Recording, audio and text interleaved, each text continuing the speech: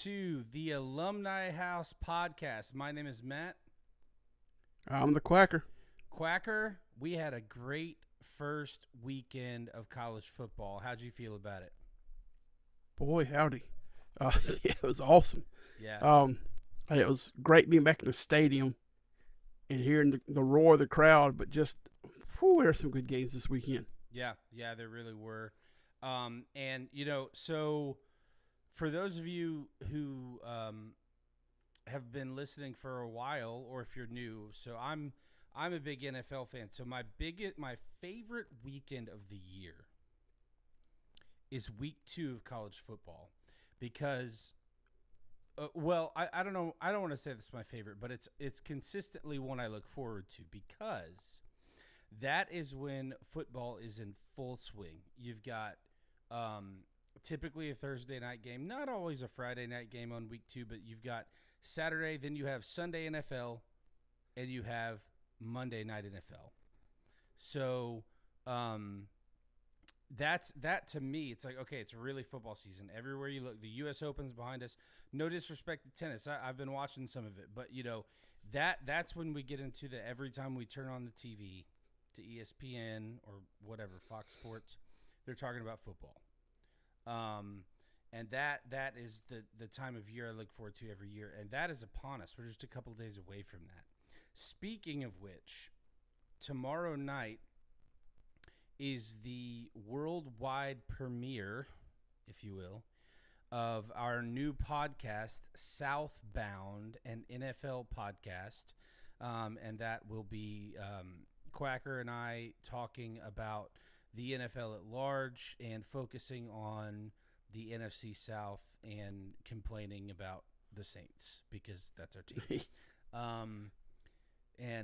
But I can't complain. It's been several years since we've had to complain about being a Saint until just recently. So, it is what it is. But anyway, we're not here to talk about that, but check that out tomorrow night. We're really excited about that. It's going to be a lot of fun. All right. So let's not waste any time. Let's talk about games from last week. And I would like to start with mentioning the Sam Houston at Western Kentucky. Tell us why, Quacker. Well, it was the first conference game for both teams, which, week 1 out the gate, Sam Houston, Western Kentucky. Western Kentucky won this one pretty easily. You kind of expect that. Western Kentucky's normally at the top of the league there. Sam Houston, I think they're in their 3rd or 4th year now, playing 1A football. So they're still trying to get their legs under them, and going up against a perennial power in the conference. Not a good fun time for your first game. Yeah. Especially when you're still trying to get everything figured out. But it wasn't a good game, but it's worth mentioning that Western Kentucky has started the season not only 1-0 overall, but 1-0 in conference play. So they got a leg up on the rest of the conference starting out. Yeah, that's never a bad thing. All right, so now let's talk about one that's a little puzzling to me. Not really sure why, and I'll be the first one to admit I didn't look into if representatives from the school made any mention of why they did this, but and I'll let Quacker go into more detail, but Tulane went to Chicago to play Northwestern this last weekend, and Tulane, as you know, is in New Orleans, and they requested to wear their road white jerseys because that's what they wore the first weekend after Katrina, which this past week was Tulane was home. Okay. So now I'm even more surprised, because typically the rule is home team selects jersey. So now I don't know what's going on, but anyway, Northwestern declined, so they wore their road whites. So now the situation for me, because as soon as I heard this story, I just assumed that that Tulane was on the road because the home team gets first pick of their color jersey, which is why you see LSU wear white all the time. Handful of other schools do it. It's like that in the pros too. So I'm not really sure what the maybe it's I don't know what the deal is with why Northwestern got to do that. But at any rate, they said no. So Quacker, I'll let you talk a little bit about that. Maybe you know why Northwestern was allowed to decline that on the road. Yeah, I haven't seen why that was, but I mean it was the 20th anniversary of Katrina, um, and the 2005 Tulane squad they wore white the entire season. So to honor the 20th anniversary of that Tulane team that played through the adversity that was Katrina, um, the the coaches and the players they wanted to wear the same uniform to honor that team and to honor the city of New Orleans. And the coaches said Northwestern said nope, I'm not going to let you do it. So you know you disrespect NOLA, they're going to disrespect you back. So um, what was the score here? It was oh yes, 23-3. So they can take the Chicago book weapon back up with them. Tulane wasn't having any of it. They were highly ticked off, and they deserved to be highly ticked off in that game. And they played like they were ticked off the entire game. Yeah, it was a classless move on Northwestern's part, which I've always considered them a pretty classy uh, run team, especially when Pat Fitzgerald was there. But fairly in the coaching staff, I don't know much about Northwestern these days, but yeah, that was not a good look for them, and I know that they've been kind of getting crushed throughout college athletics because of that decision. Yeah. So I personally haven't heard anybody talking about it. I saw the story that you sent me. So I did a little digging because once you told me that they were home, Tulane was home. I wanted to figure this out. So apparently the request was submitted on August the 17th, which to which Northwestern replied that they had already prepared their road decals and jerseys. Now that's probably true because these equipment staffs, they're working around the clock. Where I'm a little fuzzy is if they already had that prepared for the game, they likely had their next game, which I would assume is a home game, prepared, which they maybe could have switched, or they were on their way to having it prepared. The other thing I would really like to know is there may be a rule that you have to notify a team with outside of a certain window. I'm not sure about that. But if there is not a rule like that exists, then what it sounds like is Tulane made the request, Northwestern said no, but Tulane would have still had the ability to not honor that and wear white. Meaning Northwestern would have to have worn their dark jerseys. So now I don't know if they're purple or black, but they're home jerseys. So that's where I would love to get more information because when I first read, and it was just a little snippet, when I first read that, what it sounded like was Tulane was going to Chicago and they asked if they could wear their road whites, which at first I was wondering why that would happen anyway, but maybe Northwestern had said they were going to wear white at home, which isn't unheard of. And so I was like, man, that is kind of a jerk move. But now knowing that they were on the road, the request was submitted when it was submitted, there's a part of me that's like, okay, 14 days should be enough time. But I also don't work in a college equipment room, so I don't know. But I do feel a little less irritated with Northwestern knowing that there was a plausible, relatively plausible reason, and it wasn't just no, you can't do this, um, you know, because we don't know I what see goes on behind videos. the scenes, you know. Yeah, I've seen so many videos of equipment rooms getting the helmets and stuff like painted and striped the night before the games. That to me that doesn't fly. Well, You know, that's not what's especially happening. So I can tell you just because I've worked in video production. So those videos are filmed all throughout the season, and then hmm and sometimes they'll even do it like during spring or preseason. And then they'll take those videos, slap them into a production, and put them on a reel or whatever to announce like their uniform or to be like, all right, we're game ready. You know what I mean? So they're not actually doing it the night before. I mean, those uniforms are done, I would say, at least a week in advance, typically. Um, they may for a special event that occurs randomly, so on a patch or something like that. Now, again, I want to emphasize I'm not an expert on uniforms, but I do know my way around video production, and I also know that these staffs have to equip.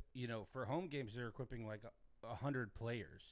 You know, so even if you have a huge staff, you're not doing that the night before. That would be because they have to have spare jerseys and everything. Like if a jersey gets ripped or if there's bad weather, yeah. so they can change them. They have to make sure they have a few pair of cleats for each player. So there's a lot that goes into it. So I don't think they're preparing them the night before. I just think a lot of times those things get posted the night before, to help hype up the game. Yeah, maybe I don't I had a friend that was an equipment staff at Southern, and I know they worked pretty late on the night before getting like helmets and stuff ready. Yeah. Um, so I always thought that they repainted to get any because it's the same helmets they wear during the week, and they um restripe them before every game is what I've always been told. I don't know, Well, I but think that is true at some schools. Now, the like the Power Four schools, they probably have.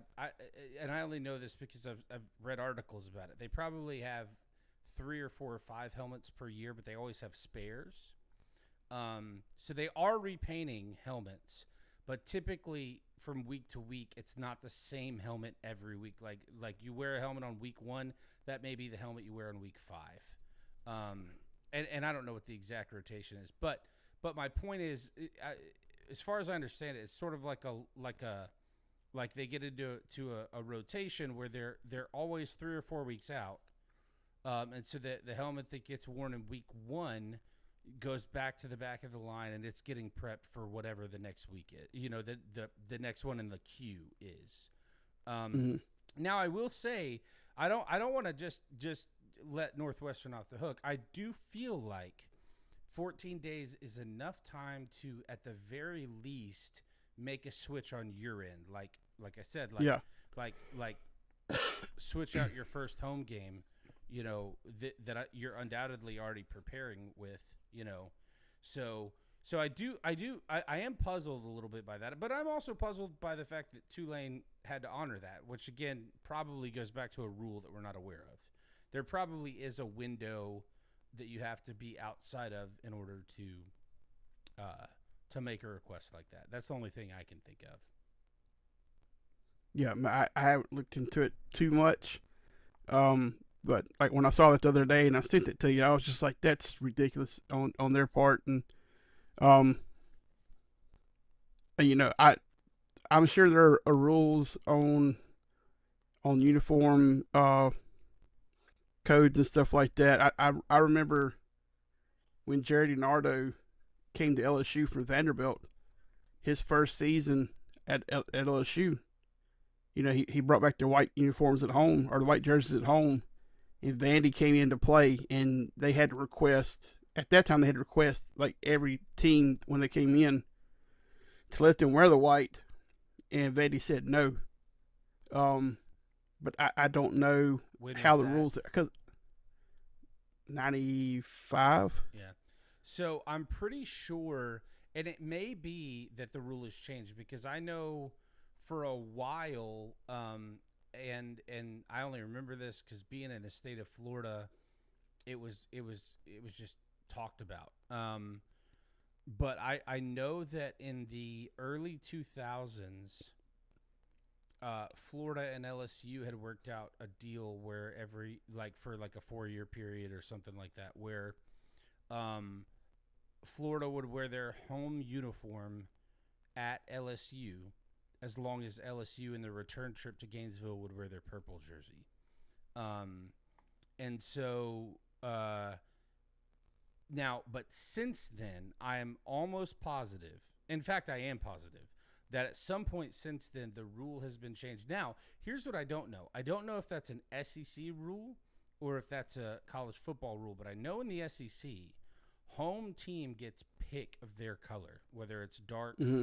or white, always. And so that maybe it could be that that's another thing.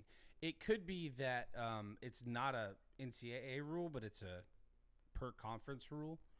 Um, but so Possibly. Yeah. yeah, so that I mean that could be it too. But anyway, you look at it, not a good look for Northwestern. I do think that it's probably not quite as egregious as I first thought, but it's still not a great look. Um, all right, so the next game I want to talk about is number 25 Boise State, formerly number 25 Boise State. Mm-hmm. I think I said that Boise State was going to win this game. I might have even said they were going to win easily. I can't remember I but think you said that South Florida didn't have a snowball's chance in South Florida to win. yeah. Well, I definitely didn't say that because it's not in my vernacular. But I there was a game, and I thought it was a different game that I thought was not going to be close, but it might have been that one. I'm not sure, but I do remember thinking that it wasn't going to be that close, and it wasn't. But the problem for Boise State was they were the ones on the losing side. So now I do want to point out because we didn't talk about this, and it's worth mentioning. Now, it's not worth that much because I remember Boise State coming to Hattiesburg the last time I went to a Southern Miss game, and they beat them pretty handily. Now, granted, that was one of Southern's worst teams, but I do think it's worth mentioning in defense of Boise State. A, I think USF is better than people thought, but B, Mm-hmm.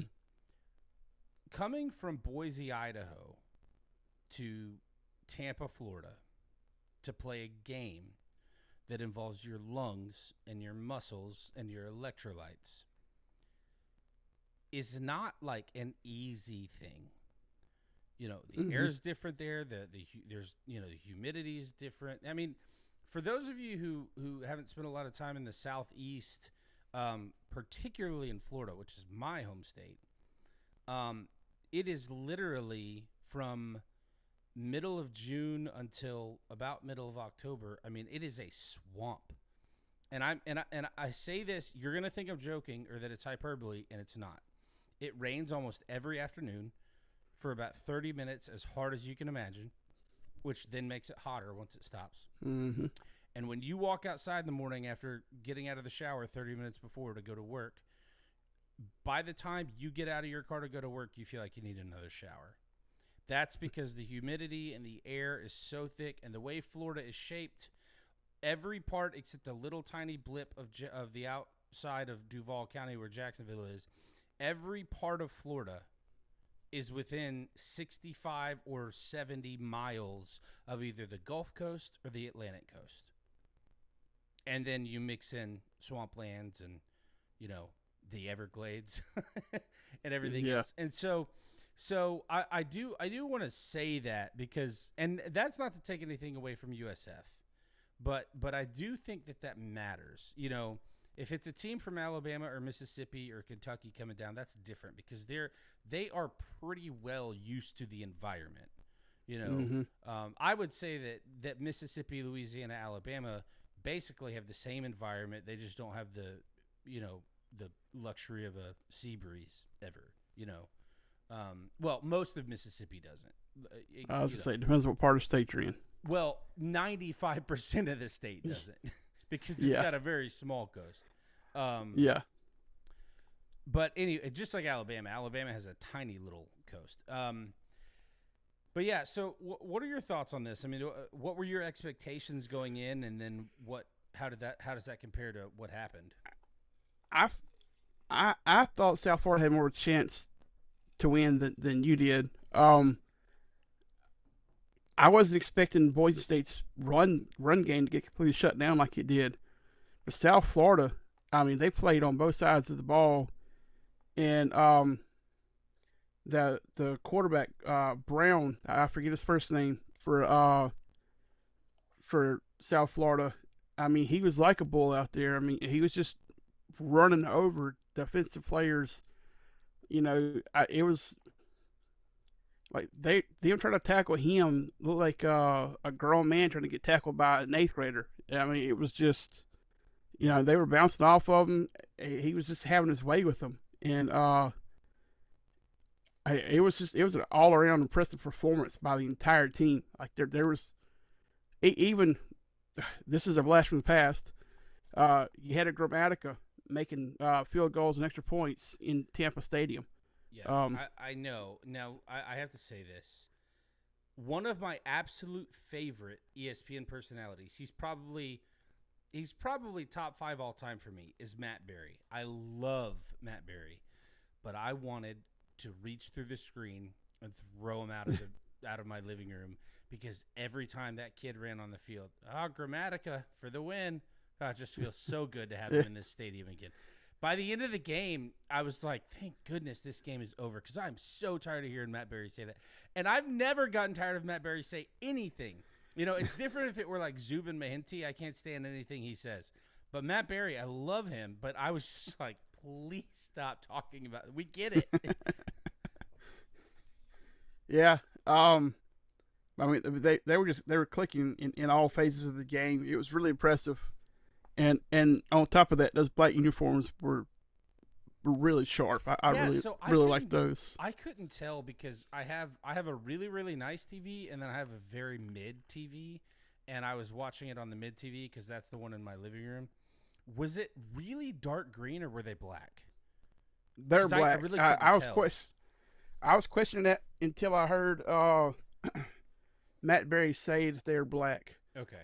Because I had it on my phone. Because I was working, and I kept thinking, well, there's just some dark green jerseys. I mean, they're nice looking, but then at one point he said that they're black, and I was like, oh, okay, that makes more sense. And then they asked him they asked the coach about it afterward. He goes, well, it's black or dark green, so it didn't really matter to us, Yeah, yeah. So, but I really like those uniforms. They were sharp. Yeah. Well, congratulations to USF, and we'll see what they're made of. We're going to talk about it later, but we'll see what they're made of this coming weekend because they're going to the Swamp. About an hour drive, but a big step up in competition and a big step up in atmosphere and everything. So, but I will take an hour from Gainesville to Tampa. Well, hour and a half. It's not that far. That's a lot closer than I thought it would be. I was thinking several hours. Like I always think of Florida as a never-ending state, kind of. It just seems that way. But so when you look at a map, Gainesville looks like it's almost in the Panhandle. And let me back up. Gainesville almost is in the Panhandle, but it's on the I-75 corridor, and I-75 is once you get down to Big Bend and you go south, I-75 goes straight down the middle of the state. And from Gainesville to Orlando is about an hour and a half, but it's also about an hour and a half to Tampa because Orlando and Tampa are kind of like this. So you have Tampa right here and Orlando right here, but Tampa is closer to it sits on the Gulf Coast, where Orlando is more central, and so is Gainesville. So Orlando, Tampa, Gainesville, Lakeland, all of those are 90 minutes or less. Now that's without crazy traffic. If you have Disney traffic, it's a different story. But no, you're Right. not driving forever. You can, in fact, you can make it from where I grew up, which is the northwest part of the Panhandle, southern northwest part, all the way to Miami in about 10 hours. So, Okay. but it's because there are two major interstates. There's one I-10 runs across the Panhandle, and then there are two 95 and 75 that both run south. So that kind of takes off Gotcha. some of the traffic. But Gotcha. there's your Okay. geography lesson for the, for the week. Yeah. So, but it's my point is it's not a long trip, but it is it's not Boise State at home. Is all is my point. Yeah. Yeah. But I would say the same thing for Florida. This isn't last year's USF or this is a different team than the last handful of times that they've played Florida. So Yeah. This Oh. isn't, what was it, Long Island or whoever the Florida played this past weekend either. yeah, Rhode Island, Long Island. I no. That was the Sisters of the Poor. So that yeah. Yeah. Anyway, I'm so tired of teams playing games like that. But we'll talk about that one in a few minutes. So next, let's talk about the game that you were at, and I think we might have lost Quackers. So I'll just keep talking for a minute. So I'm we here. will. Oh, there you are. All right. So let's go ahead and go to Hattiesburg and talk about the game you were at. And I'm going to let you take it because you were there. Yeah. So started out. I got to the stadium after State scored their first touchdown. Parking was atrocious. I've never had to pay for parking before. Had to pay this time. It was awesome that it was sold out. I mean, the stadium was packed. Just the parking sucked. But I mean, State, they scored within the first 90 seconds of the game. I was like, oh, this could be a very long game for us. Southern came out and held their own. I mean, it was 13-10 at the half. Southern was looking really good. They were energetic. The crowd was into it. Coach Huff was over on the sidelines. He was doing the fist pump and, the windmill fist pump and everything when Southern did something really good. And he was like that the whole game. Even when Southern was down big, he was still just into it. He was keeping the team fired up. He was kind of keeping the crowd fired up. He was very easy to tell where he was on the sidelines. He was giving it to the refs all throughout the game. It was great to see that energy from the sidelines, because over the last 4 years, I mean, Will Hall, he would have some energy, but it was nothing like what we were seeing on Saturday. The second half, this is where the game got away from, really the third quarter is where the game got away from Southern. I think it was just the size of the offensive line for State compared to what Southern has right now. There's a difference in SEC beef and SBC beef. So, just that was really where the difference in the game was the line of scrimmage. It was just they were able to push Southern's defensive line around, and they didn't really throw the ball a whole lot. It was a lot of handoffs and little short passes and little dink and dunk stuff. They weren't taking any deep shots downfield. But in a situation where over the last 4 years, Southern's probably getting blown out 95% of the time in that game, to only lose by 17. Yeah.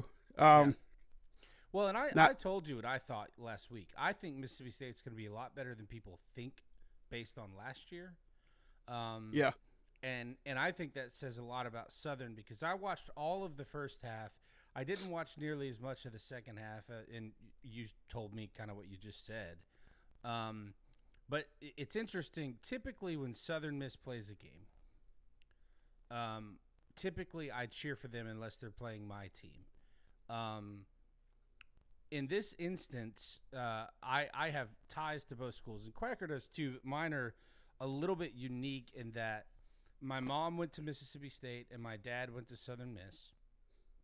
Um, my dad passed away in 2017. My mom goes to a lot of Mississippi State games with her brother and sister-in-law.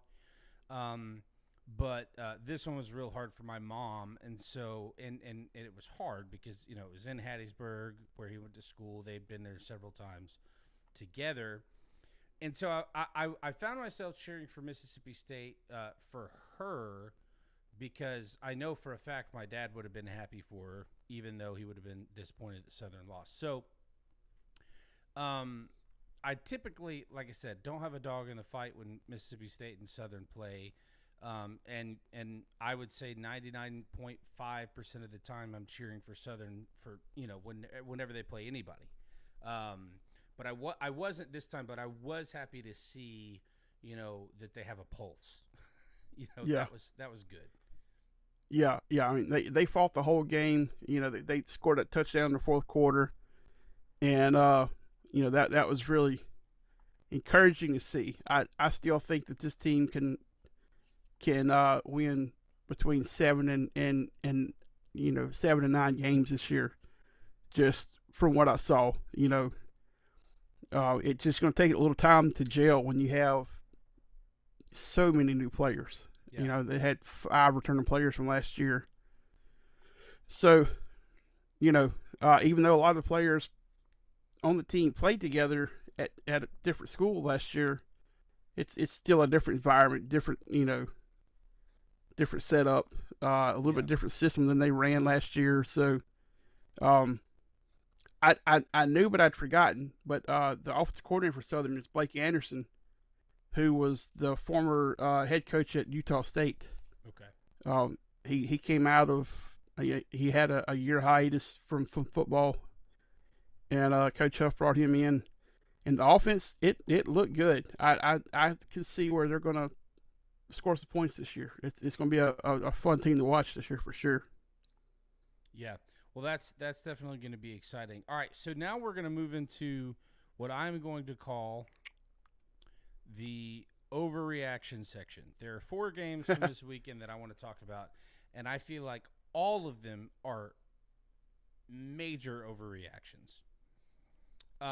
Let's start with the game last night in Chapel Hill, North Carolina, which I am dubbing the Chapel Bill failure.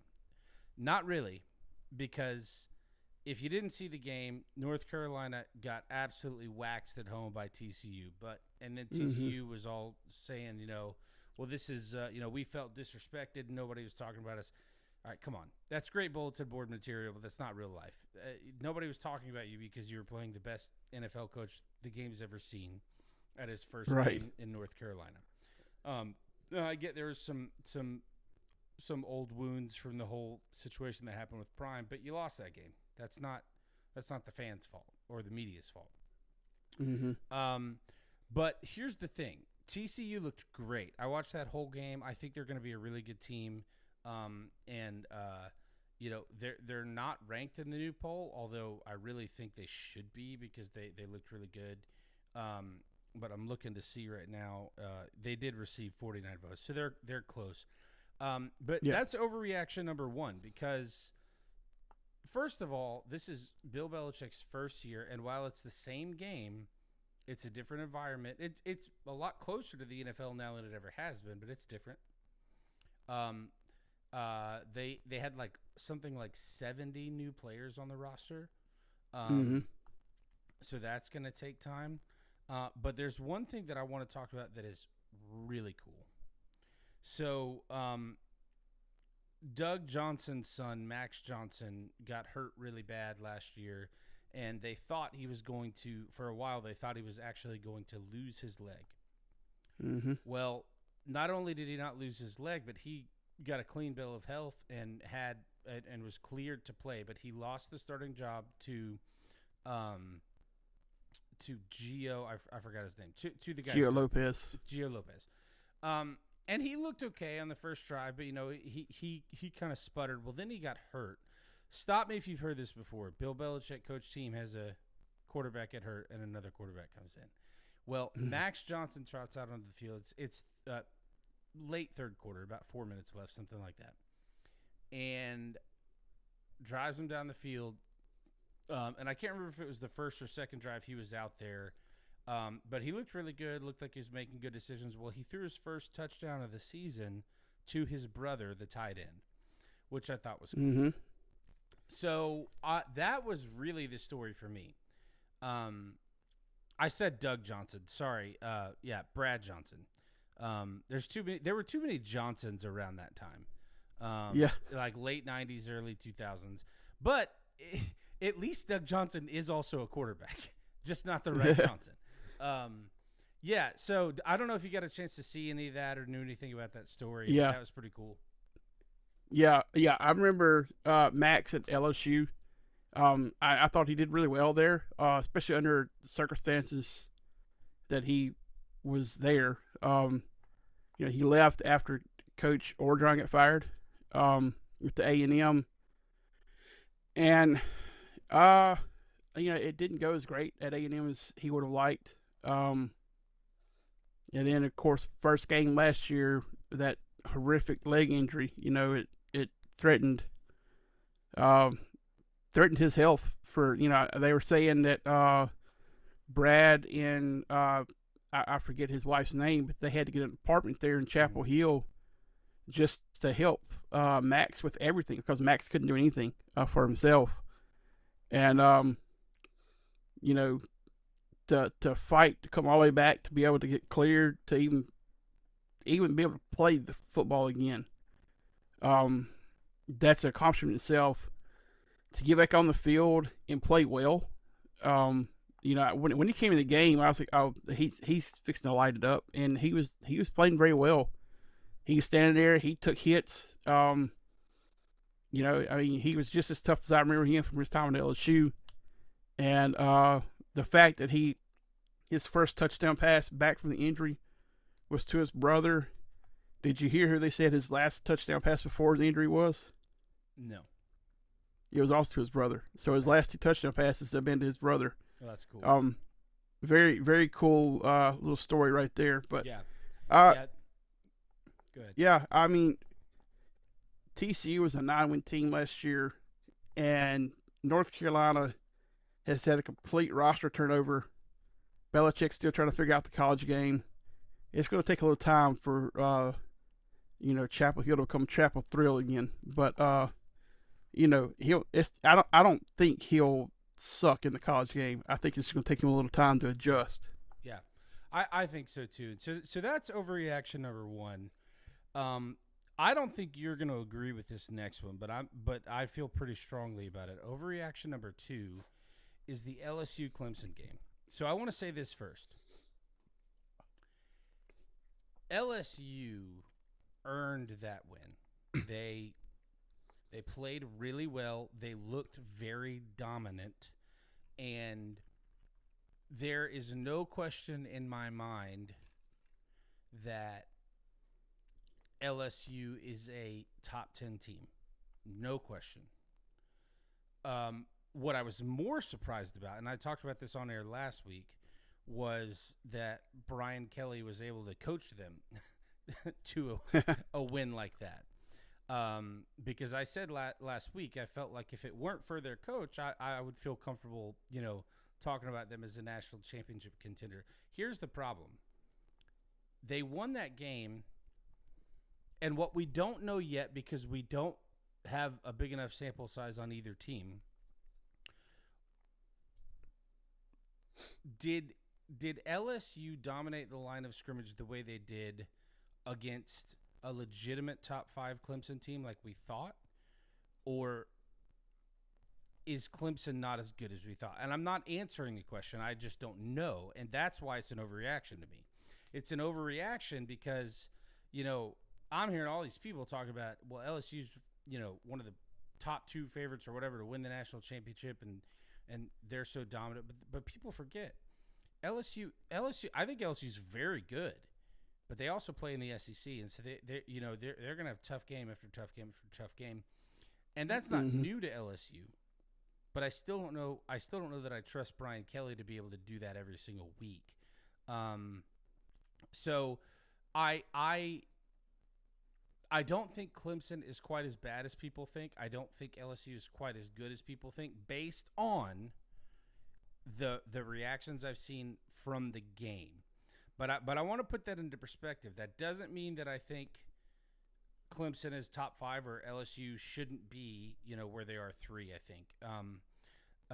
I'm not necessarily saying that, but what I am, because I do believe, I don't have a problem with preseason polls at all, like a lot of people do. But I do think the first couple of weeks there should be pretty massive shakeup based on what we see on the field. So that's why I have no issue with LSU moving. I wouldn't have had an issue with them being 1 or 2. Where I'm taking issue is, let's pump the brakes on this. Like, well, LSU is like the team to beat in the country.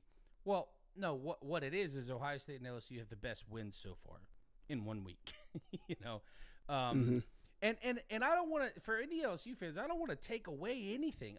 I'm just saying, let's everybody take a break. Because how many times have we seen a team come out and look amazing and then just fizzle out? Or a few years ago when Clemson and Georgia played in the season opener and nobody scored a touchdown. And I'm pretty sure if Georgia didn't win the national championship that year, they were like in the playoff or right there. And I think Clemson, that might have been the DJU year where they lost, a handful of games. I can't remember. My point is, this game should not be forgotten about, but I don't think either team should be viewed in either extreme yet. Does that make sense? Because the reality is, it was a good game, and LSU did what they needed to do to pull away at the end to win that game and look dominant, because they were dominant. But I'm just not ready to like give Nussmeier the Heisman and give him the championship trophy yet. That's all I'm saying. And we might be doing that at the end of the season. Sorry, I want to be clear. I'm not disparaging LSU. I just Yeah, I was happy to see an LSU defense look like an LSU defense of old against. I still think Clemson is going to be right there in the playoff chase at the end of the season. I know you're not saying that they won't be. It's still too early to tell. Yeah, I'm just saying we don't know. That's all I'm saying. Yeah. But seeing the LSU defense play the way that you think of LSU defense playing was really cool to see again. And then Nussmeier didn't make the mistake that's cost him in so many games. So many games. It's cost him several times. Yeah, and that's a big deal. Think back to last year at the A&M game when he had like 4 turnovers in a row, and it just snowballed on him there at the end. That was a game.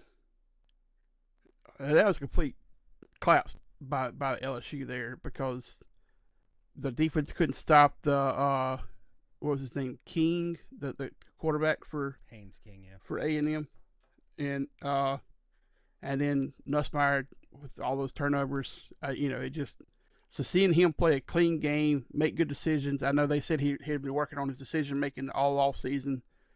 That was good, and seeing Brian Kelly not make the mistake, and I was happy that the officiating blunder, the replay blunder, didn't cost LSU the game there. Because every official was saying that was definitely a touchdown. The one that they took off the board there with the replay.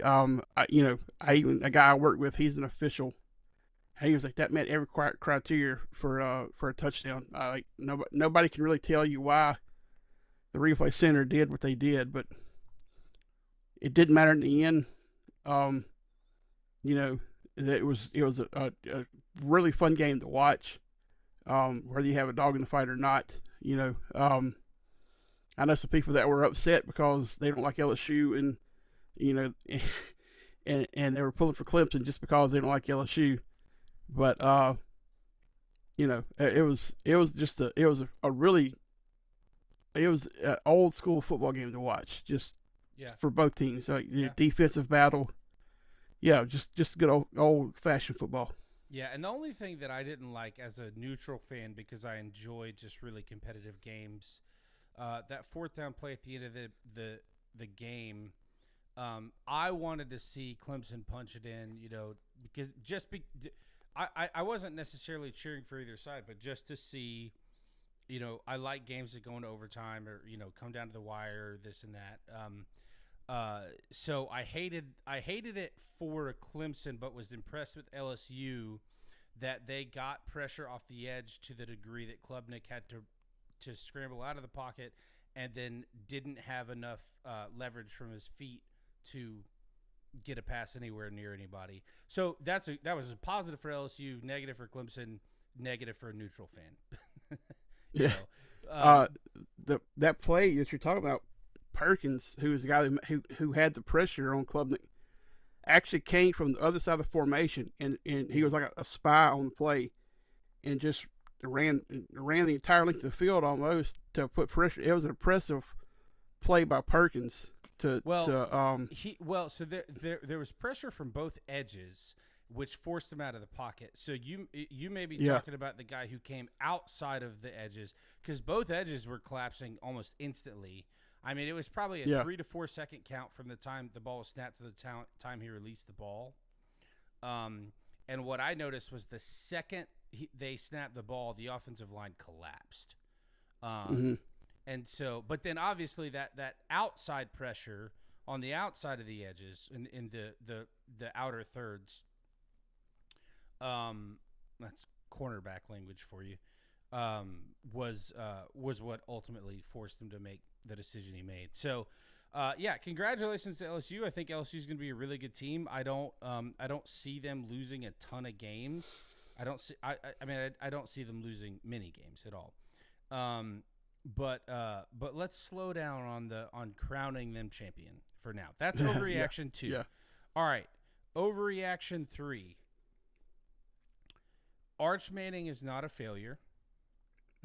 The overreaction is that Arch Manning is a failure. yeah Guys, they lost on the road to Ohio State 14-7. Arch Manning did not look very good. However, and I don't always love everything this guy says because he's a Big Ten guy, but he was very pragmatic when he was talking about this. Joel Klatt was talking about he remembers his first road start was at Kansas State. Now, mind you, Kansas State has had a very respectable team many, many years, but Manhattan, Kansas is not the Horseshoe. And Joel was talking about how he made 3 or 4 bad decisions or called the wrong formation or called out the wrong protection without even realizing it because his adrenaline was going. It was a new environment and a new experience that he had never experienced. I didn't realize this, but Arch Manning had never thrown a pass on the road in a Texas uniform. So, no, Arch Manning did not look good. Yes, Ohio State looked very good.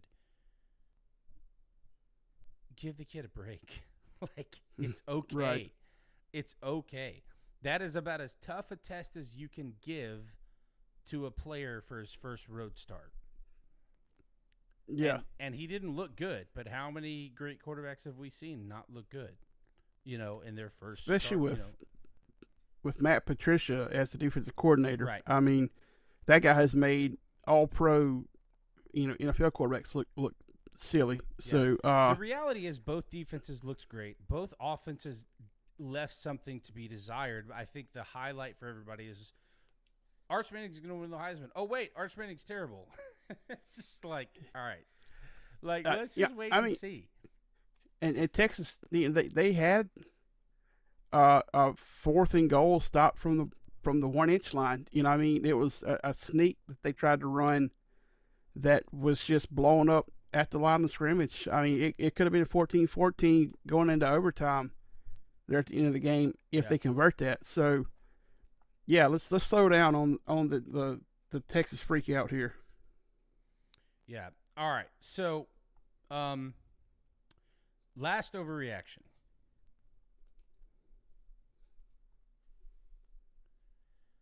The sky is falling in Tuscaloosa, Alabama. All right. So just get ready because buckle up. I'm about to go on a rant. I've been saying this all last season. I've been saying it during the off season, and I'll say it again. When Nick Saban left, the very best options that any team could hope for at coach are Dabo Swinney, Kirby Smart, and Kalen DeBoer. And I'm not putting them in any particular order. All right, Kirby Smart went to Georgia. I find it highly unlikely he's leaving Georgia. By the way, Kirby Smart is not the developer of young men or the disciplinarian that Nick Saban was. So I don't know that the folks from Tuscaloosa really want him. They may think they do until he gets there, and it's a different story with players suspended left and right than the Nick Saban regime. Dabo Swinney's not leaving Clemson. I know he played at Alabama. I know he coached a little. I think he coached there as well. But at this point, I don't think Dabo's leaving. And also, while I think Dabo's a great option, and Alabama fans may not agree, but he is. But he wouldn't win right away. I mean, it took him, 7 years to make the playoff? Now, the playoff wasn't a thing when he took over in the late 2000s at Clemson. But, and he's a great story. He was the interim head coach, did good, and he earned the job when Bowden left. He earned the job after being interim for the rest of that season. But it took him about 5 years for them to be nationally relevant and a few more to get a title. And that's okay, but that's, he's not going to come in and just do what Saban did. Saban lost 6 games in his first season. Okay. Right now, at this moment, now in his second season, they only lost 1, which I think was the SEC championship. So that's 7 losses. Okay. So right now at this moment, Kalen DeBoer has fewer losses at Alabama than Nick Saban did his first year. Now, everybody yelling at me. Yeah, well, Shula left the cover and bear this and that and the other. Yeah, okay. Nick Saban's also the greatest to ever do it. All right, and he was able to get it going into year 2, which, by the way, Urban Meyer did the same thing at Florida, won a national championship in year 2. Nick Saban almost did. Jim Tressel won one, his first or second year there. I think, who was it? Butch Davis? Larry Coker at Miami, I think won it in his first year. This is a different world. Teams are not turning it around with a new coach in a year. You might have a crazy exception. Mike Elko looked pretty good last year with A&M, but even then they weren't a playoff team. It was 4 games, yeah. Yeah, so the deal is Kalen DeBoer is the best option you could have hoped for. And I'm not saying you had to there was what I'm saying is there wasn't a better option. At worst or at best, there were 2 lateral options. But in my opinion, I was because I'm not a huge fan of Alabama fans, so when I saw that they hired Kalen DeBoer, I was like, well, crap. Here we go again. They're just going to have another great coach, and they do have another great coach. But they got all right, look. I want everybody to think about it like this. They did not lose to a team that went 2-10 last year. They did, but don't think about it like that. They lost to one of the top 10, 12, 15 programs over the last 35 years in America who was hungry for a win with a new team and a new quarterback, not a lot of tape on the scheme. Gus Malzahn knows how to beat Alabama. I mean, he's done it everywhere he's been. There. He's done it everywhere he's been. So I think the real story here is FSU. I think Alabama's going to be fine. I still think they're going to lose less than 4 games or maybe 4 games.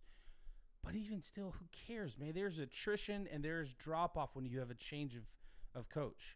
So Alabama's going to be fine under DeBoer. The good news for DeBoer and the good news for Alabama fans, even though they don't know it, is his buyout $70 million.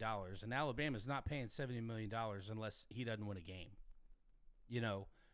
Now, obviously, the way those work is each season will go down, but unless the wheels actually fell off, not we think they're falling off or we're imagining they're falling off. Unless they Right. actually fell off, he's gonna have some time to do what he needs to do. So I would say if he has a 8 wins or better this year and next year, he's safe for this year and next year. I think less than that, they might try and figure it. I still don't know if they're going to find a $70 million buyout, because if they did, then they're not going to be able to afford the next great coach. They'd have to go get an up and comer or something. So, I think the real story here is FSU, and wow, FSU. It's hard not to be happy for them just because they turned, what they went through all the way back to being left out of the playoff when Travis was injured, and then getting trounced by Georgia with a shell of a team. Mm-hmm. And I hate the People narrative. discount that part. I know, and I hate the narrative. Well, they played Georgia in the bowl game and got killed. Yeah, they played Georgia with their scout team basically. So that's a stupid narrative. But anyway, lost that game. Then last season we all know that they went 2-10, the worst season they've ever had at Florida State. So to win a game like that in the newly renovated Doak Campbell, and to do it in the Florida rain, and to beat Alabama, man, kudos to them. So I talked a long time about this one, but I had a lot of thoughts. So tell me your thoughts on this one. Yeah.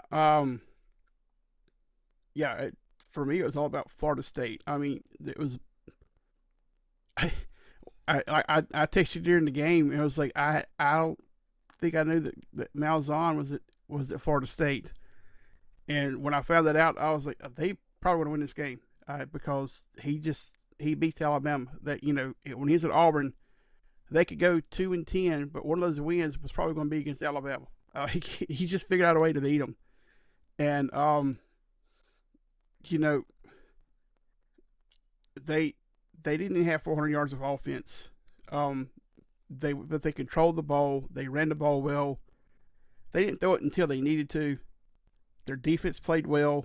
I mean, the first drive, Alabama had like a 15-play drive that ate up some clock. They scored a touchdown, and that was it until Florida State made a couple of mistakes there in the second half. You had the muff punt that hit the guy in the leg. It took like a funny bounce and hit him in the shin, and they recovered it and scored a touchdown there. And I think they may have scored one more. No, that was it. That was the last touchdown they scored. Yeah, I watched so much football this weekend. I can't even tell you. Yeah, it's all starting to run together.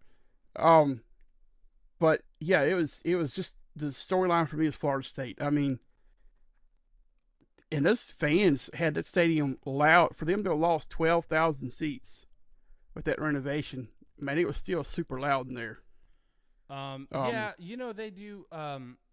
All the schools, particularly in the Southeast, do this this college football accounting for seats, where they have a max capacity, and then they have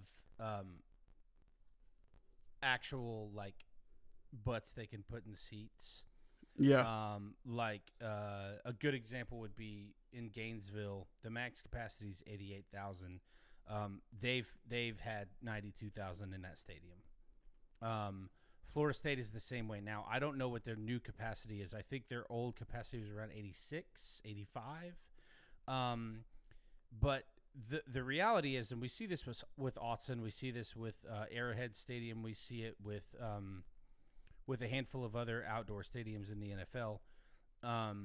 Seattle, where the Seahawks play, which is like around 65, I think, or something like that. You don't have to have 100,000 people for it to be deafening.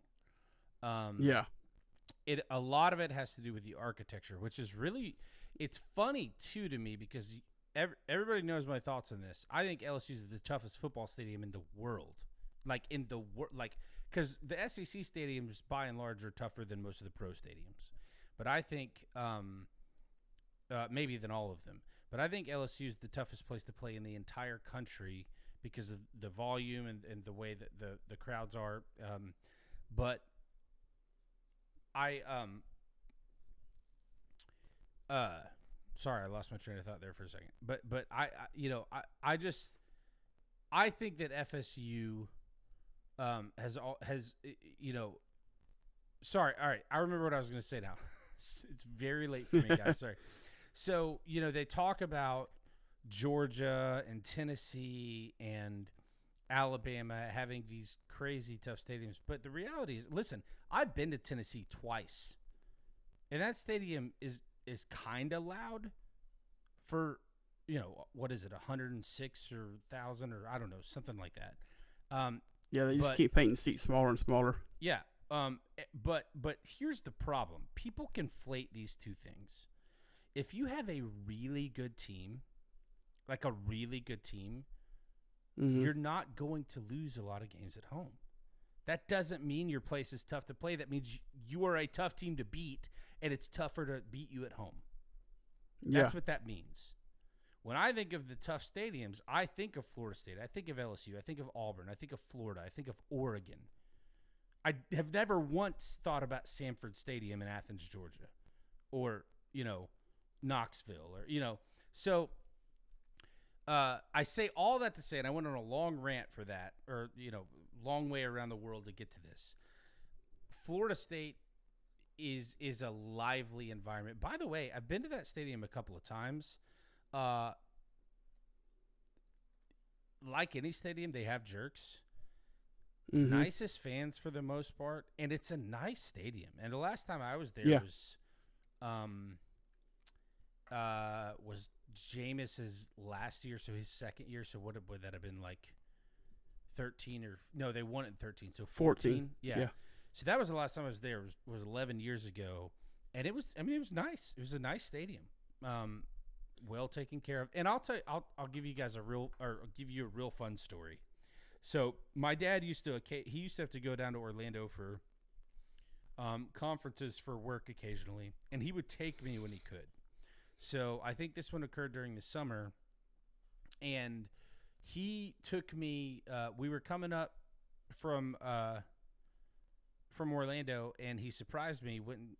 We bought scout tickets and went to Gainesville to watch the Florida game, which was 1995. It was my first. It was my second college football game, but my first major college football game. Florida was playing Northern Illinois for homecoming, and Steve Spurrier was so confident in that game that Danny Werfel dressed, but he never stepped on the field. Didn't start, didn't do anything, never played. And they won. They scored 62, but that was Steve Spurrier. But then, so we did that game. Then we left and we're driving back up, got on the Panhandle.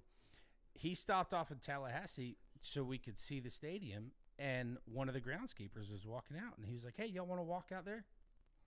So my dad, who was tired and wanted to take a rest from driving, and I'm 10 or 11 years old. My dad goes and sits like in in the stands in like the first row, and the guy just let me run around the field, in this big stadium. It was, they had like I guess they were on the road that week because the field was painted, but it wasn't like game ready or anything. Yeah. So anyway, that was that. I have some cool memories at Doak Campbell. So it was cool for the team, cool for the coaches, everything. Yeah. Yeah. I went 2 years ago, when Southern Miss played Florida State, and it was a very cool experience. Now the trip over, we hit a snag, and I actually talked to you and your mom because she got stuck in the same thing. But there was a bad accident. There was no, it was actually in the way we were going because we were stuck in it. No, my mom got stuck in the opposite direction on the same. She's behind us. Yeah, she turned around because I was talking to her on the phone, and she was like, "I think I can make it." I said, "Just go for it." She was in an SUV. She was able to make it just fine crossing the median, but we were stuck in traffic for 2 hours because of this fatal car wreck.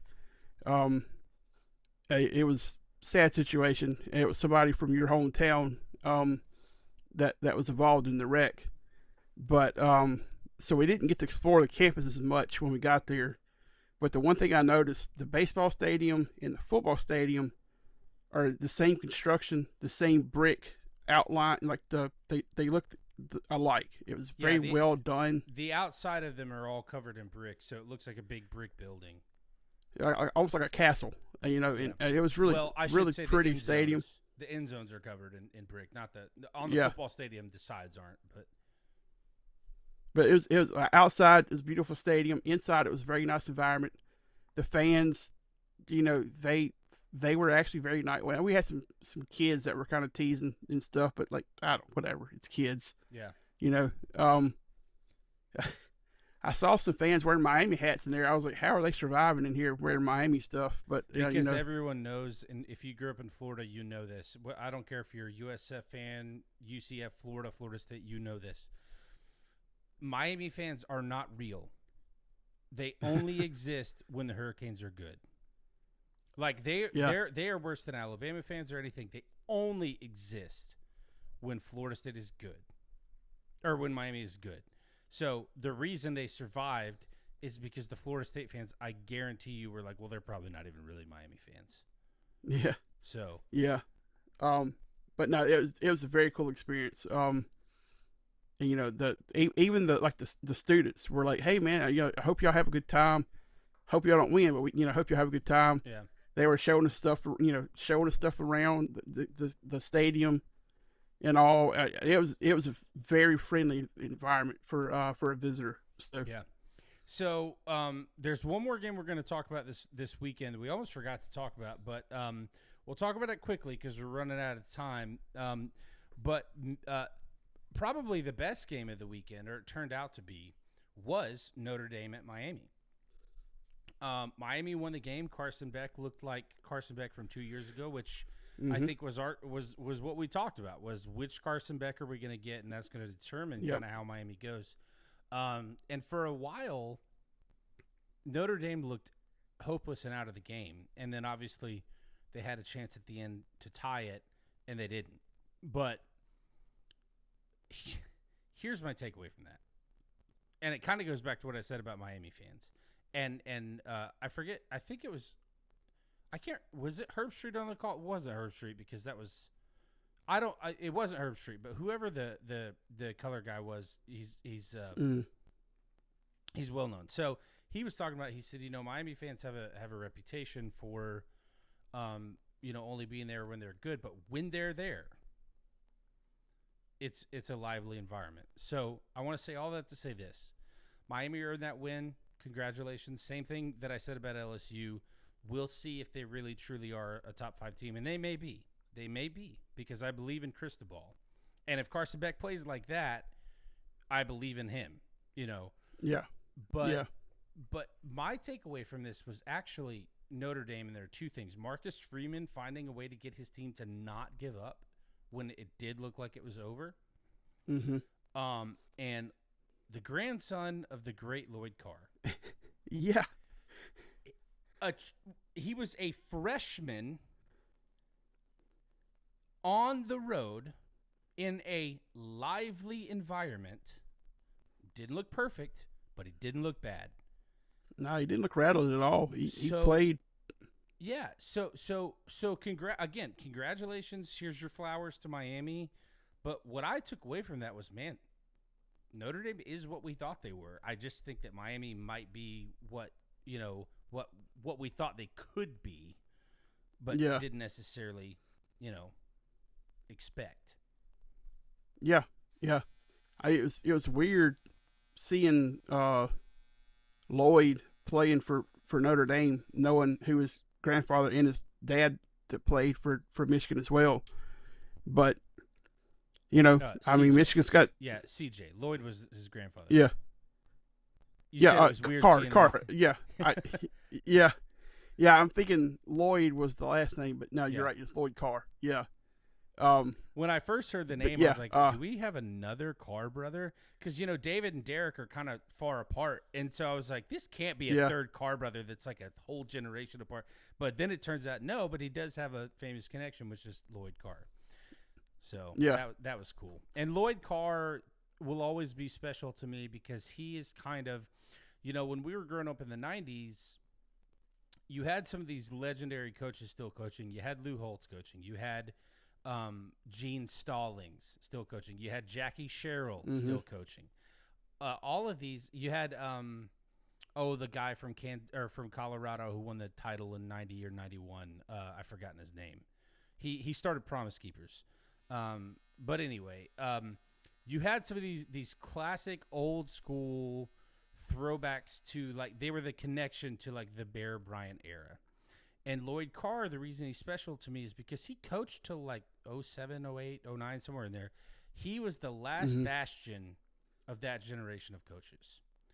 And because you also saw in the 90s, like, the new wave, like, and Bobby Bowden's in that old school as well, but you had the new wave, like Steve Spurrier and some of these others, Bob Stutz towards the end of the decade. But Lloyd Carr was a throwback to that, and that'll always be special because he's the last one to who had him and Joe Paul were the last ones to have that had success to still be coaching, and he coached right up to Rich Rod got there. So, or no, there might have been one guy in between them. I'm not sure, but anyway, yeah. So that was cool to see that. But I'm just putting everybody on Notre Dame's schedule on notice because Miami may be good. They may be good. But, man, Notre Dame, they're good. Yeah. I think they're as advertised. Give C.J. Carr some time to get some more confidence, and he's gonna be a menace. Yeah. All right, so we're just about out of time, so I'm just going to run through these. Stop me if there's one you want to talk about. Oh, go ahead, and you had a couple stats from the weekend. Just some little nuggets here. So, Florida State was the 11th consecutive team to rush the field when beating Alabama at home. That's so funny. The last school who did not rush the field when they beat Alabama at home was LSU in 2010. That's because LSU and Florida and Texas A&M don't rush the field. Well, Texas A&M, I don't think they do, but LSU, unfortunately, they've started because they did it last year against Ole Miss, and they did it 3 years ago when they beat Alabama. As a fan, I would never want my team to rush the field. Yeah. I would never want my team to rush the field because that's like we're not on the same level as you. Yeah. So for a program like LSU to do that, that's so weird. That'd be like Alabama rushing the field, Like they might do that this year, What's that? They might, yeah. They might do that. Yeah. Here's the one exception I would have to that. And you know how I feel about this because we talked about it during basketball season with court storming. I'm not a huge fan. I love to see it, but I'm not a huge fan of it because it is an actual risk for people, both players and fans. But the one exception I would make if I were an Auburn fan and I was at the Kick Six, I'd be okay with that. Because that's like a monumental moment that you're never going to see in sports again in your lifetime. I mean, somebody else will see it 100 years from now. But just with the stakes and the SEC championship and the national championship, arch rival, the way it happened, improbable play, all of that. So I will give somebody like Auburn a pass for that in a situation like that. But if you are a team that has legitimate national championship expectations as a program, why are you rushing the field? Stop it. Yeah. Yeah. So. All right. Next nugget. All right. This weekend was the first time in the history of college football, so well over 125 years, that 4 top 10 teams lost on the opening weekend. That is a good stat. And the only complaint I have about it, or the thing that waters it down, is 2 of those losses came to top 10 teams. Yeah. Or what? No, it was. Yeah. Was it 2 of them or 3 of them? 3 of them. Yeah, Notre Dame, Miami, Clemson, LSU, and Ohio State, Texas. Yeah, that's the only part of that makes that stat not as cool. But that is pretty cool, though. Yeah. All right. So the last time Florida State and Miami both won a top 10 game on the same weekend was September 13th, 1997, when number 3 Florida State beat number 10 USC, and number 7 Miami beat number 4 Penn State. Well, and you know what's so interesting about this? This is another thing. I'm glad you brought that stat up because I heard that one earlier. I hadn't heard the other, but again, growing up in Florida, I remember in like 2003 or four, something like that. Um, it just so happened that Florida State, Florida, and Miami were all outside of the top 10, and that's the first time that all three of them had been outside of the top 10 since like 1990 or 1991, meaning there was always at least one representative from the three big Florida schools in the top 10 for like 11 or 12 or 13 years, something like that. So that stat about Florida State and Miami winning top 10 games is amazing to me because Florida and Florida State ruled the 90s. Miami ruled the early 2000s.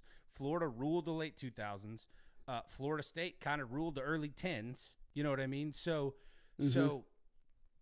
all these schools have the big Florida schools all have in the last 30 years, tradition that would rival any state's, offering of major schools. So to hear that and that, say the date again. When was the date? September 13th, 1997. Isn't that amazing? Yeah. Yeah, we're almost 20 years away from that. That's incredible. No, 30, almost 30 years. 30. Yeah, you're right. Yeah, 30 years. Jeez. Yeah, I know. Time. Yeah. All right, speaking of time. Yeah, well, speaking of time, but also just want to let you know because you had an old moment there, which I have all the time. We are just a month and a half away from Back to the Future 2, the future being 10 years in the past.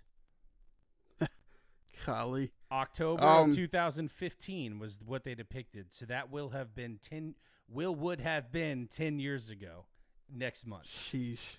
All right. So let me run down the poll. I got for you. What's that? I got another one here for you. Oh, okay. First time since 2016 that Florida State, Miami, and USF all won on the same weekend. Okay. 2016, is that what you said? Yeah. Okay, but let's be honest. Florida State have had their handful of trash years in that period. Florida has had their handful of trash years in that period. And Miami has certainly had their fair share. And speaking as a native Floridian, get USF out of Florida stats. Like they are not in. They don't belong in the conversation with. Like I would put UCF in that conversation before I put USF. So that is a cool stat, but that's a little cloudy because you're putting the team that's really big because there's kind of three tiers, right? There's Florida State, Miami. There's UCF, USF. Then there's FAU, FIU. USF to me was kind of for a while almost below FAU and FIU. I mean, they were after Matt Grothe left, they were hot garbage for 15 years. Now they're not this year. They're good. They seem to be good this year.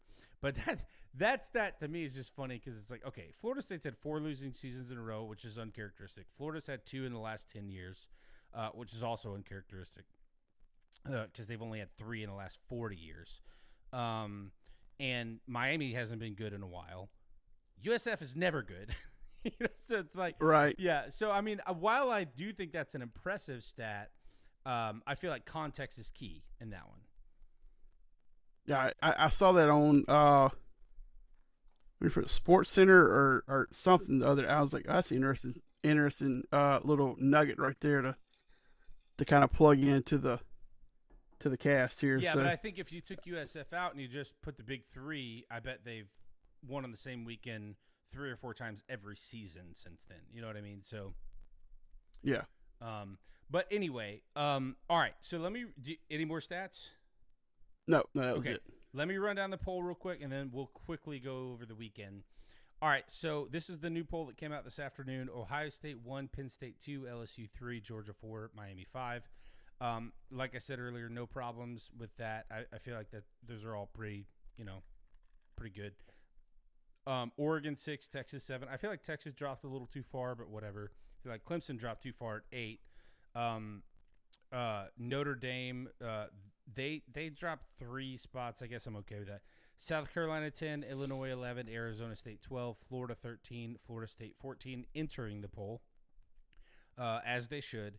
Michigan is at 15, Iowa State at 16, SMU 17, Oklahoma 18, Texas A&M 19, Ole Miss 20, and then all the way down from all the way down 13 spots is Alabama at 21, 22 is Tennessee. I feel like they should have moved up. They moved up 2 spots. I feel like they should have moved up a little more because they absolutely dominated Syracuse. Yeah. But Indiana 23, Texas Tech 24, and Utah 25. Quickly, any thoughts on the poll? I kind of figured Florida State would enter the top 25, but jumping from unranked to 14, that was kind of a shock. I'm good with that in week 1 or 2 because preseason poll is kind of a wash. It's like a baseline, but then it sort of self-corrects over so I'm good with a huge jump in week 1 or a huge drop in week 1, maybe even after week 2. Yeah, I was kind of shocked to see that Alabama had dropped so much.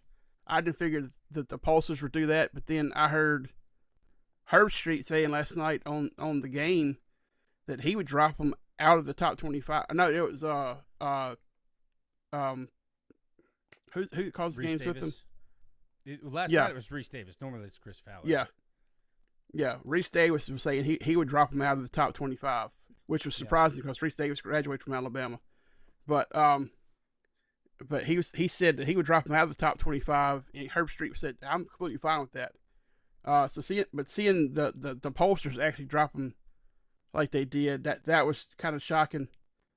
I figured LSU would be a top 5 team. I didn't figure they would jump all the way up to 3 after that win, but I don't have a problem with that. Like you said, the first 3 or 4 weeks of the season, it's kind of just still trying to get it all figured out. Yeah. Until they get into the meat of conference play, and then you kind of really know who a team is. If I were doing the top 5, just the top 5, I would have gone Ohio State, LSU, Penn State, Miami, Texas, Georgia. And the reason is because Georgia played Marshall. Ohio State, LSU, Miami all played real teams, right? Mm-hmm. I'm not picking on Georgia. A lot of teams played, the Blind Sisters of the Poor this weekend. But my point is, Georgia hasn't done anything to be for yet in this season. A couple of these other, Texas lost to, right now the number 1 team and was then the 3rd ranked team, and they were on the road.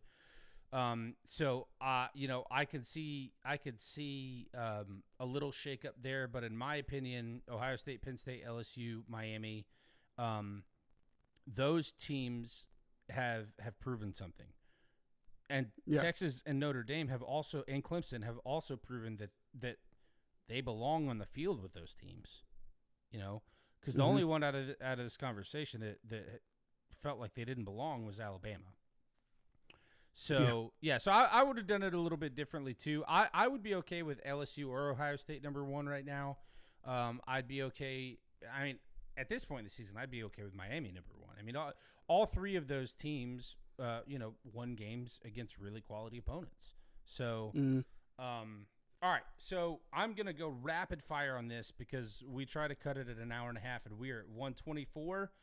So stop me if you want to talk about a game. Otherwise, I'm just going to run through these. This is just sort of the highlights for what we're going to see this weekend, and then we'll talk about those in depth in the review next week. So starting with Utah State at Texas A&M, number 19, Texas A&M. Austin Peay is going to number 4, Georgia. Troy is going to number 8, Clemson. 23, Ole Miss is going to Kentucky. East Tennessee State is going to number 22, Tennessee. Bethune-Cookman is going to number 5, Miami. Good luck, Bethune. South Carolina State is playing South Carolina in Columbia, and Louisiana Tech playing in-state rival, number 3, LSU. Not really. I mean, it's a rival to La Tech, but Louisiana Monroe, the other Louisiana with another name behind it, is going to number 21 Bama. I expect that nobody will receive a beating worse this weekend than them. Not because I think Monroe's bad, but I expect Alabama to be fired up. Yeah, it's, it's at Alabama. We talked. Well, Saban lost to Monroe his first season. How appropriate would it be for the board to lose to him in his second season? But I don't see that happening. Yeah, I don't either. But that's a good point there. Kennesaw State is going to number 23 Indiana. Baylor is going to number 17 SMU. Sneaky good game. I think that's going to be a good game because I think Baylor's not bad. And one team we didn't talk about, Auburn. Man, Auburn, way to go! They looked really good. Looks like Hugh Freeze has got the wheels turning on that. Number 11 Illinois going to Duke. Probably going to be a win by Illinois. Probably going to be by double digits. But I wouldn't be surprised if Duke puts up a fight in this game. Just saying. Illinois is a 2.5 point favorite in that one, so it's a pick 'em according to the. Which is crazy because they're number 11. Yeah. So, I expect Illinois to win the game. I expect them to win by more than 2.5, like I said. But it wouldn't be the craziest thing in the world to me if we're looking at Duke either kept it close or won that game. Man, the Panthers from Florida International going to number 2 Penn State in Happy Valley. Good luck with that. Have fun on the way home. The Panthers and the Lions. Yeah, well, it's like the tiny Panthers and the big Lions. Yeah. All right, 2 games Hope they're getting paid well for this butt whooping. Yeah. 2 games left. Both of these are very interesting to me. Number 12, Arizona State is going to. Do you know where they're going? Yeah, Mississippi State. And I saw something like just to show the ignorance of their coach. He said they're staying an hour and a half away from Starkville because that was the closest hotel they could find that didn't have casinos in it, which is a complete lie because, like, the only casinos in Mississippi are either on Indian reservations, we have some on our Mississippi River, and then on the coast. Like, the rest of the state doesn't have casinos. So, well, it could be that that the Mississippi State fans had them booked up. Here's the thing. I didn't hear the quote, but I like their coach a lot. I think he seems to be a really good guy. In fact, I think he's a believer. I'm not really sure. Here's what I do know. Those college coaches aren't actually doing the booking, so he probably was told that by the SID or whoever takes care of that. It's not the SID, but the SID is probably the one who informed him, right? So yeah, it may have been incorrect information, but I find it hard to believe that it's because he's ignorant. I think that's what he was told. But I don't know. I feel like fans everywhere try to find some reason to hate everybody they play. And I like Mississippi State, but I like Arizona State too, and I like their coach. I expect this to be a good game. Now, we may come back here next week. We may come back here next week and Arizona State wipe the floor with them. But I expect this to be a game because I think Mississippi State's better than people think they are. But that's going to be a really interesting game, and I think it's one everybody should watch. The other one that I wanted to, and I say this for last because we talked about USF so much. USF's going to Gainesville to play Florida, and everything I said about the preseason polls applies to Florida too. We don't know that Florida is legitimately a top 15 team, but they have 3 All-Americans on the offensive line who had returned, they should be a top 5 offensive line. They have as good a running back duo as any team in the country. They have a promising quarterback in Lagway. They have incredible receivers and the best defense they've had in a few years. Kind of like you were saying about LSU. Texas, Florida, LSU, and Miami are not really their prototypical teams without solid, just elite defenses. Mm-hmm. Now, I don't know that Florida's got an elite defense, but it's the best they've had in a few years. So, but my point, I say all that to say we don't really know that Florida is 13, but what we do know is that USF is going to have a much bigger challenge in Gainesville than they did in Tampa. But again, I said this earlier, Florida also has a much bigger challenge in USF than they thought they were going to have in USF when they were put on the schedule. Because USF has been really bad the last couple of years. I expect that this is an intriguing game because if Florida is who everyone says they are, I expect Florida would win by a handful of touchdowns. If USF is better than we think, it's going to be a good game. But then there's also the world where USF comes out, shocks Florida, and wins the game. I feel like that's the least likely option because it's in Gainesville, but that's an intriguing game. I think, it's definitely, USF and UCF, when they play one of the big three, they're circling that game, so it's big for them. Yeah. Have you seen the line on this one? Nope. It's, you want to just take a guess? Oh, sorry, I ruined it. I just looked at it. That's Okay. way bigger than I thought. So, yeah, 17.5, and the total is 56.5. So, Florida's a 17.5 point favorite. So it's Tuesday. I bet you that line goes down as we get closer. Yeah. Yeah, I'm thinking by Friday you'll see probably a 12.5. Oh, that's a big jump in a few days. I mean, maybe. I think I didn't see. First of all, I would have thought it was more like a 8.5 or 9.5, somewhere in there right now. But with it being at 17.5, if it gets down to 12.5, that's a big jump in just a handful of days. Yeah. All right. Yeah. So do you have any final thoughts here?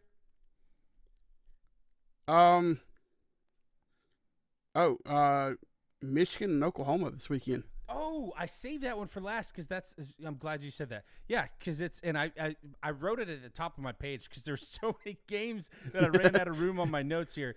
But yeah, number 15 Michigan is going to 18 Oklahoma. Thank you for reminding me because that is the best game of the weekend. Well, at least on paper, because it's the only ranked matchup among teams or that involves the team that we cover, which is obviously Oklahoma. So, yeah, intriguing game. I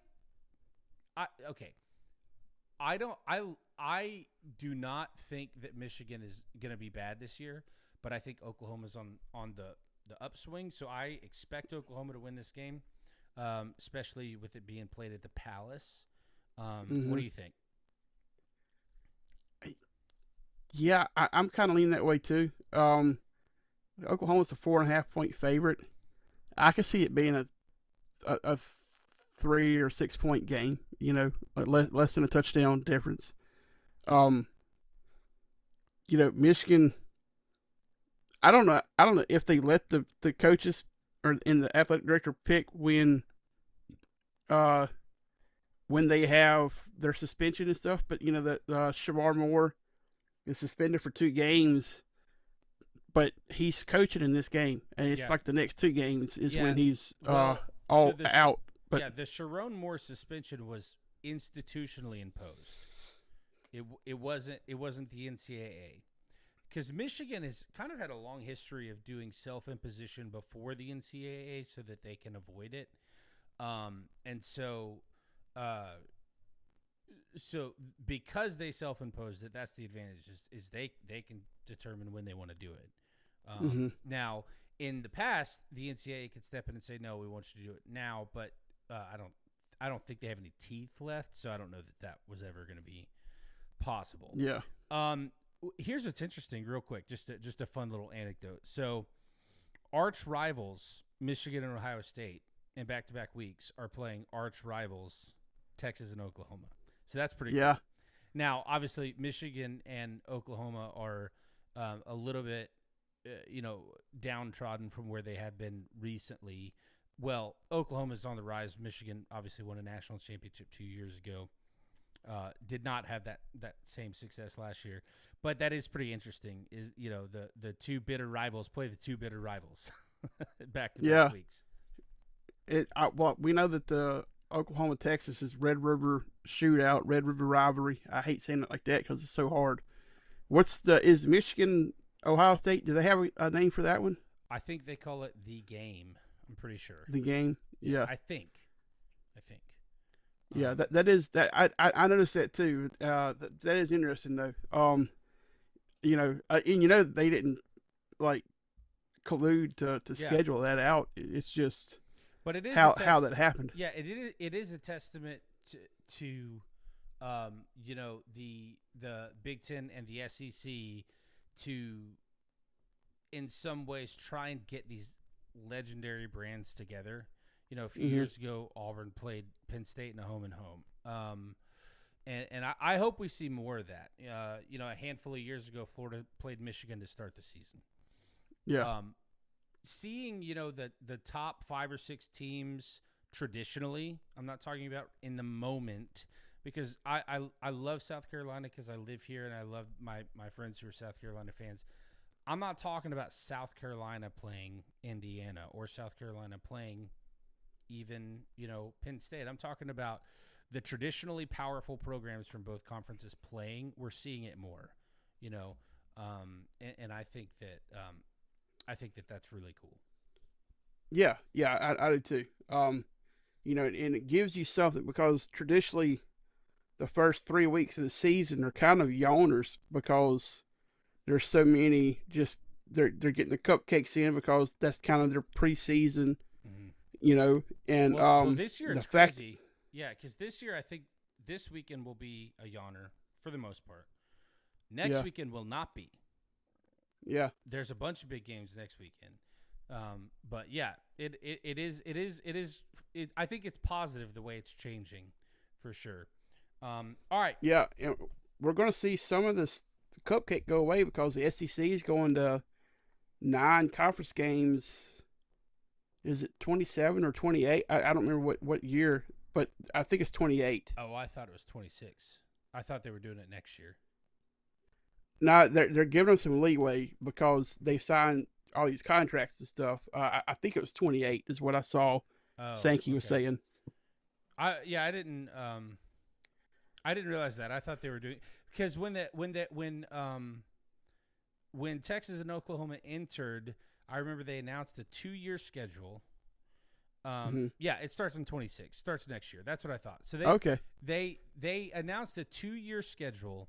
That was whatever your schedule is this year, your conference schedule, it will be the exact same but reverse location in 25. So 24 and 25. So every SEC team that an SEC team played last year, they're playing that same group of teams this year, but in reverse order. By the way, I'm glad you brought that up. We don't have time to do it tonight. Next week, I want us to talk about who we think is going to be playing who in the permanent. People have been calling it pods. It's not pods. Pods are divisions within the conference. Yeah, that's not pods. It is not pods. It is every team has 3 permanent assignments, and it's actually quasi-permanent because they've said that it may change. But we do need to clarify that, and we'll talk about it in depth next week because I want us to talk about who we think some of the permanents will be. But it is not pods. We're not going to 4 divisions within the SEC.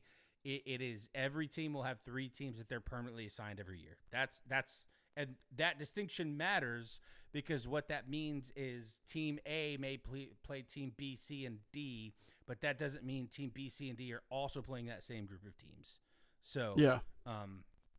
So anyway. Yeah, it's kind of like what they did up till last year. I mean, like just take LSU and Florida. They were each other's permanent cross division rival. Yeah. If you remember before 2004, I think when they went to 12 games, they changed the 12 game total schedule because it used to be. I'm sure you remember it used to be 11 games. Well, yeah. The SEC from 92 when 90 or 92, whatever it was, when Arkansas and South Carolina entered. everyone had 2 permanents. And then it, because I remember Florida's 2 permanents were LSU and Auburn, and then they had to drop Auburn and kept LSU. So it will be very similar to that. It's not pods. It's permanent assignments or quasi-permanent. All right, so we've been talking a long time. I've been talking everybody's ear off. I apologize, but I've been waiting all year to do this. All right, so quickly, where can people find the show? Where can people find you? You can find the show on X at Alumni House Podcast. You can find us on Facebook at Alumni House Podcast. You can find me on X at Marty Quacker. All right, and I'm not going to do it this time. You can find me at MattheWWBROWN. That is Matthew with 2 extra W's, brown like the color, on X. Guys, thank you so much for joining us. Don't forget, tomorrow night, Southbound, an NFL podcast. We'll see you next time, guys.